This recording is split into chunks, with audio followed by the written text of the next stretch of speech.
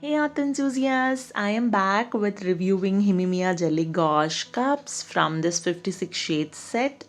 This is one of the lightest greens and we are going to test this color named light green.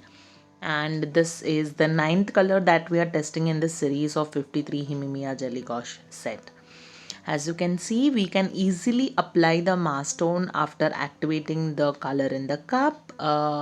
So just one or two strokes and we got a good enough mask tone, but I am a bit skeptical about what exactly darkness that it can give to the maximum extent. So I layered 2-3 times to confirm the consistency and yes, I'm okay there, and then I am applying paint for layering and lifting areas so that it gets dried when we come back to test those two tests.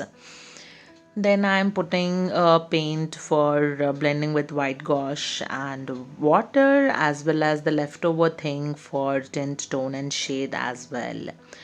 In the next part or the next step, we will go ahead and blend it with water. As you can see, it is spreading very smoothly. So I was shocked, like, okay, what is happening here? It is like diluting and mixing in the water so easily.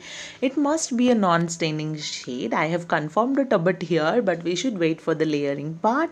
So you have to be very careful while blending with water such kind of colors because it is easily getting mixed up with water and getting diluted. The same happened with white gouache. So I accidentally pulled a lot of white gouache to the darker area as well. So now I have to wait for it to partially dry and then layer it again and again with a very thicker consistency from the top so that when mixed in between it forms a nice gradient.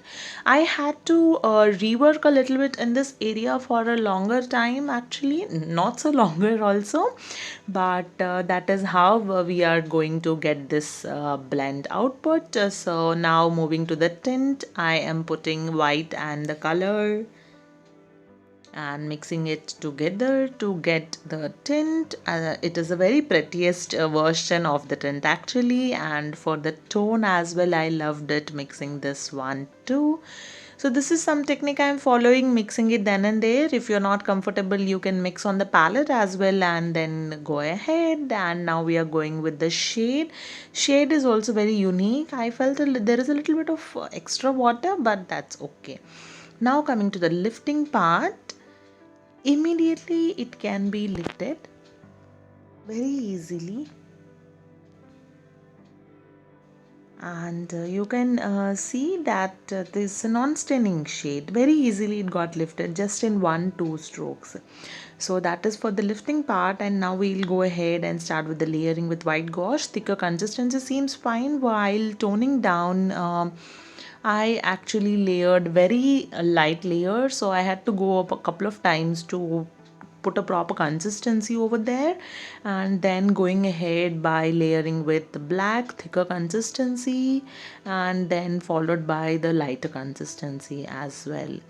Layering part is good, quite good. So this is it for the testing, and my observations are different variations of all these three are very unique. I love that property, but when you layer with white gouache, I think it's not much visible in the lighter version because the color is bright actually. So this is a non-staining shade, and I feel it is a bit transparent too, and it belongs to the pastel family. Very unique color properties that I have found in this color until the colors that we have tested. So you can go ahead and check the entire series. So I totally give this a 4 star because of the usage of the color and all. We don't use this color much as such, and go with blending with the water. See you in the next tutorial of the next color.